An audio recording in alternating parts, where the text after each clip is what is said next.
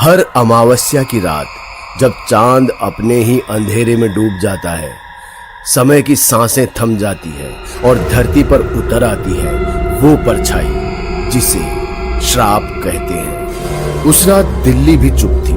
Metro station पर गहरा सन्नाटा पसरा था और घनी धुंध ने पूरे शहर को अपनी आगोश में ले रखा था। आसमान में लाल चंद्र ग्रहण पूरी तरह से छा गया था, जिसकी भयावह लालिमा धुंध से होकर छन रही थी। सड़क पर सिर्फ एक ऑटो रिक्शा अपनी हेडलाइट से धुंध को चीरता हुआ आगे बढ़ रहा था। उसका ड्राइवर, एक रहस्यमयी चेहरा, अपनी झुर्रियों से भरी आंखों में मानो कोई गहरा राज छिपाए हुए था। जैसे ही ऑटो रुका, पूरे इलाके की स्ट्रीट लाइट्स एक साथ झपकने लगी, मानो शहर को पता चल गया था कि कुछ आने वाला है। तभी वहां एक पुराना जर्जर मकान दिखाई देता है, जिसकी छत पर एक शव पड़ा था। शव के चारों ओर काली धुएं जैसी परछाई मंडरा रही थी, जैसे कोई भूखी शेरनी जन्मों से अपने शिकार का इंतजार कर रही हो। धीरे धीरे वो परछाई एक स्त्री का रूप ले लेती है। उसके लंबे और घने काले बाल और लाल अंगारों से चमकती आंखें, उसके होठों से काली मोटी लार टपक रही थी। आज अमावस्या है, मुझे चाहिए 2 भाइयों का रक्त, 2 भाइयों का रक्त। वो शव की गर्दन पकड़ती है और उसका खून पीने लगती है। उसकी आंखों में लाल चमक और तेज हो जाती है। अचानक वो आसमान की ओर देखती है और भयावह तरीके से हंसने लगती है। लेकिन ये श्राप आज का नहीं था। इसकी जड़ें गोरखपुर के एक छोटे से गांव देवीपुर से जुड़ी हुई थी, जहां हरे भरे खेतों और मंदिर की घंटियों के बीच मासूमियत पलती थी। शिवा और भोला दोनों लकड़ी की पट्टी पर बैठकर पढ़ रहे हैं। शिवा स्वभाव से गंभीर और चुपचाप है, जबकि भोला हंसमुख और शरारती है। उनके पिता, जो एक साधारण पुजारी हैं, पास बैठकर उन्हें देख रहे हैं। बेटा, ये दुनिया आसान नहीं है, लेकिन जिस घर में माँ की छाया हो, वहाँ अंधेरा नहीं टिक सकता। वो अपनी अलमारी से एक छोटा चांदी का पेंडेंट निकालते हैं। ये ताबीज नहीं है, तुम्हारी माँ की परछाई है। जब भी लगे कि दुनिया तुम्हें निगल रही है, इसे याद करना। पेंडेंट हल्की रोशनी में चमकता है। भोला ये देख मुस्कुराता है और मजाक में कहता है, और मुझे, मेरे लिए कोई सुपर पावर नहीं है क्या? तू ही शिवा की ताकत है भोला। अगर तुम दोनों साथ हो तो कोई भी श्राप तुम्हें तोड़ नहीं सकता। शिवा और भोला एक दूसरे की तरफ देखते हैं। उनकी आंखों में एक दूसरे के प्रति प्यार और विश्वास उमड़ आता है। मगर तकदीर ने कुछ और ही तय कर रखा था। गांव में आज मेला लगा हुआ था और दोनों भाई खूब मस्ती मजाक कर रहे थे। तभी अचानक भोला की नजर एक बूढ़ी ओझा औरत पर पड़ती है। उसकी आंखें सफेद और खाली थी और उसके हाथ में एक रुद्राक्ष की माला थी। वो सीधे शिवा की ओर देखती है। तुम दोनों भाइयों की तकदीर अमावस्या से जुड़ी है। सावधान रहना, वरना एक दिन चांद तुम्हें निगल जाएगा। भोला ये सुनकर डर जाता है। उसने ऐसा क्यों कहा? शिवा भोला को डरता देख उसकी पीठ थपथपाता है।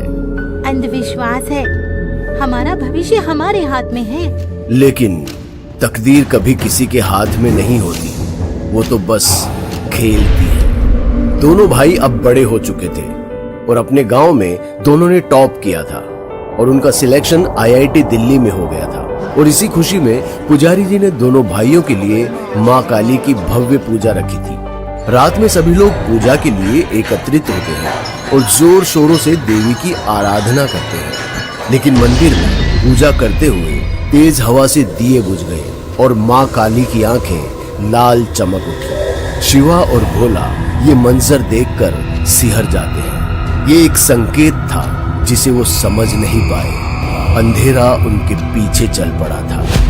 अगली सुबह शिवा और भोला अपने हाथ में सूटकेस लिए ट्रेन में चढ़ गए। अब देखना, दिल्ली हमें कभी हारने नहीं देगी, या फिर हम दिल्ली से हारेंगे ही नहीं। ट्रेन सीटी बजाकर रवाना होती है। शिवा और भोला प्लेटफॉर्म पर उतरते हैं। उनके हाथों में छोटे छोटे बैग थे और एक सूटकेस भी था। उनकी आंखों में सपने थे, मगर शहर की हलचल को देखकर दोनों की आंखों में एक अजीब सा डर था। भाई, यहाँ तो लोग भागते ही ट्रैफिक में फंस जाते हैं। शिवा मुस्कुराता है, लेकिन उसके चेहरे पर चिंता की लकीरें साफ झलक रही थी। वो पिछली रात का मंजर भुला नहीं पा रहा था। दोनों भाई वहां से चलते हुए एक बिल्डिंग के पास आकर रुकते हैं। भाई, हम यहाँ ठहरेंगे? अब जो है सो यही है भोला। वो दोनों एक सस्ते से पीजी में ठहरते हैं, जहां हवा में सीलन की गंध थी। शिवा अपनी किताबों में डूबा रहता, जबकि भोला खिड़की से शहर की चमकती नियॉन लाइट्स को देख रहा था। तू सोच, जब हम आईआईटी में होंगे तो यही नजारा हम किसी ऊंची बिल्डिंग से देखेंगे। हाँ, बस मेहनत करनी है और किसी पर भरोसा नहीं करना। भोला ये सब सुन चुप हो जाता है। दोनों भाई अगली सुबह एक बड़ी बिल्डिंग को निहार रहे होते हैं। चारों ओर छात्र नोटबुक्स और बैग लिए दौड़ रहे थे। शिवा और भोला इसी भीड़ में खो जाते हैं। वहां क्लासरूम की दीवारों पर मोटिवेशनल कोट्स थे, लेकिन हवा में तनाव और प्रतियोगिता की भावना थी। किसी तरह दोनों भाई लेक्चर की क्लास में पहुंचकर पीछे की एक खाली बेंच पर जाकर एक दूसरे के पीछे बैठ जाते हैं और अपनी किताब खोलकर लेक्चर सुनना शुरू कर देते हैं कि तभी दरवाजा खुलता है और एक बेहद ही खूबसूरत लड़की अंदर आती है। वो बहुत ही आकर्षक थी। पूरी क्लास उसकी ओर मुड़कर देख रही थी। उसके चलने की चाल ऐसी थी कि जिससे सबकी धड़कनें धीमी हो गई, लेकिन उसकी आंखों में एक रहस्यमयी ठंडक थी। वो जाकर भोला के पास बैठ जाती है। हाय, आई एम अक्षिका। तुम्हारा नाम? भोला।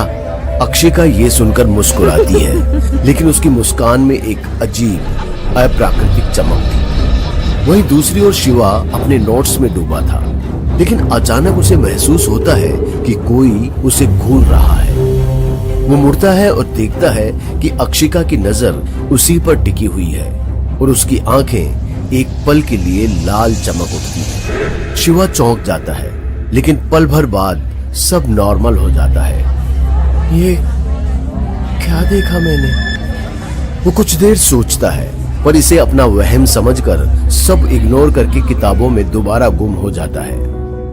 कुछ समय बाद अक्षिका और भोला घनिष्ठ मित्र बन जाते हैं।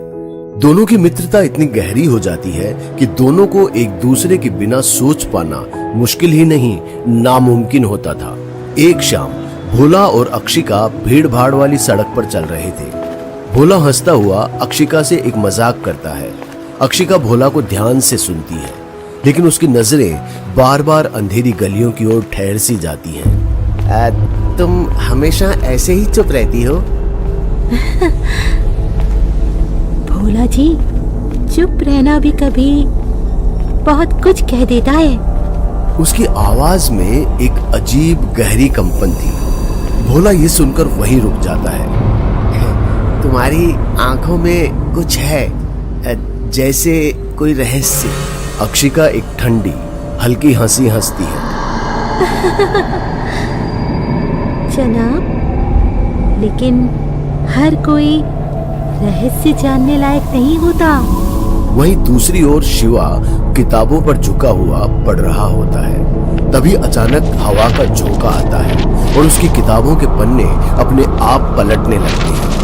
शिवा ये नजारा देखकर अपने गले में लटके पेंडेंट को पकड़ता है। जैसे ही शिवा का हाथ पेंडेंट को छूता है, वो हल्की सुनहरी रोशनी से चमक उठता है। उसी पल कमरे में बिजली चली जाती है। चारों ओर अंधेरा छा जाता है। शिवा खिड़की से बाहर देखता है, जहां सड़क पर वही ऑटो ड्राइवर खड़ा होता है, जिसकी आंखें अजीब ढंग से चमक रही होती हैं। शिवा ये मंजर देखकर सिहर जाता है।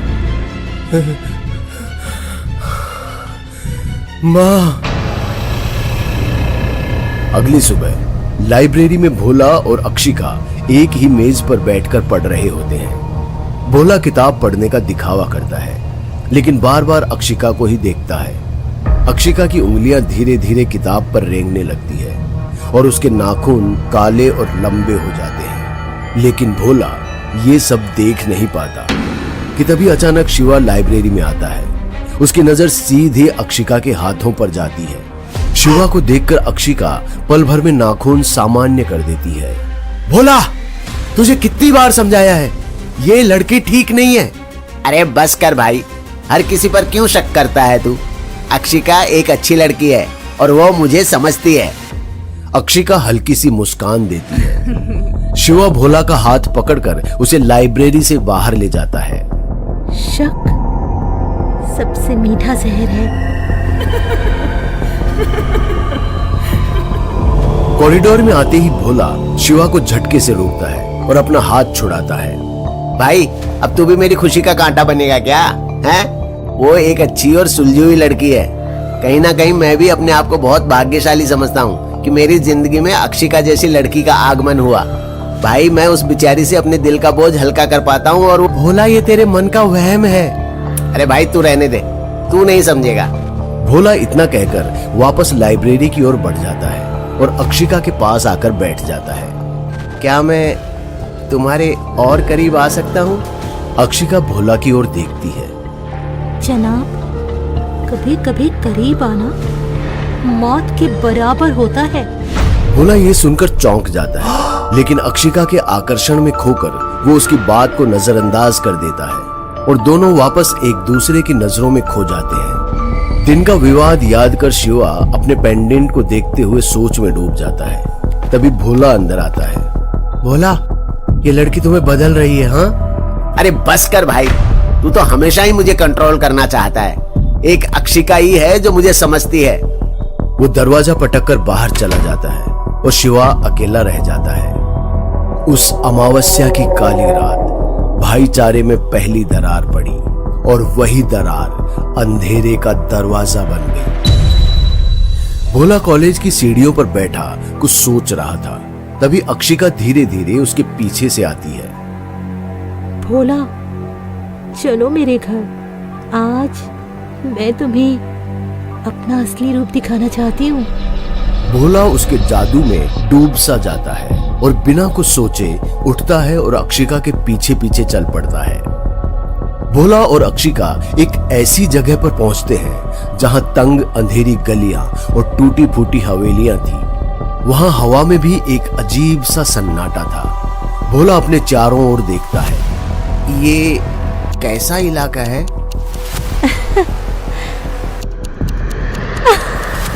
अंधेरा ही सच्चा घर है भोला।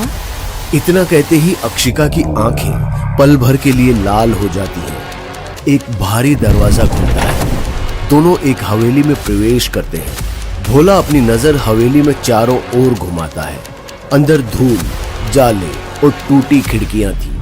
दीवार पर पुराने चित्र थे जिनकी आंखें मानो हिल रही हो। भोला धीरे धीरे अंदर आता है।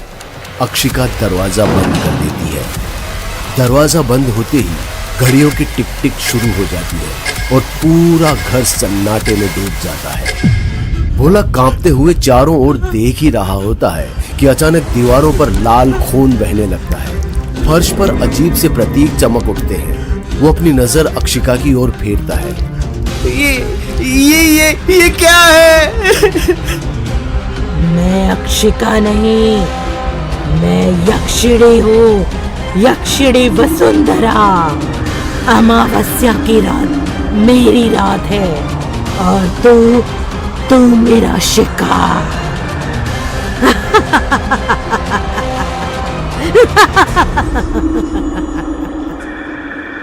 भोला भागने की कोशिश करता है, लेकिन उसके पैर जकड़ जाते हैं, मानो जैसे फर्श ने उसे जकड़ लिया हो। दीवारों पर बने चित्र जिंदा हो जाते हैं और खून टपकाने लगते हैं।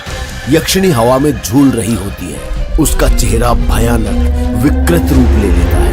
वो अपने नाखून बढ़ाकर भोला की ओर झपटती है। भाई, शिवा! शिवा अचानक नींद से जागता है उसका पेंडेंट तेज सुनहरी रोशनी से जलने लगता है। उसके कानों में भोला की चीख गूंजती है। भोला!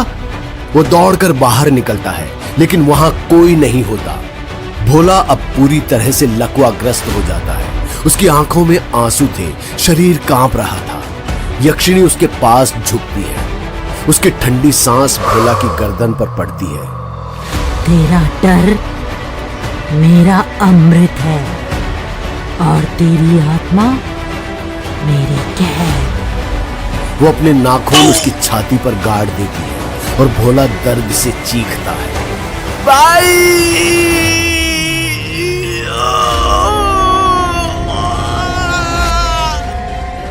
बाहर खड़ा है शिवा। उसके चेहरे पर गुस्सा है और उसके हाथ में चमकता हुआ पेंडेंट है। वो दरवाजे पर मजबूती से खड़ा है, जैसे कोई दीवार हो। ये वही क्षण था जब श्राप ने पहली बार अपना मुंह खोला। एक भाई अंधेरे की गिरफ्त में था और दूसरा रोशनी की आखिरी ढाल।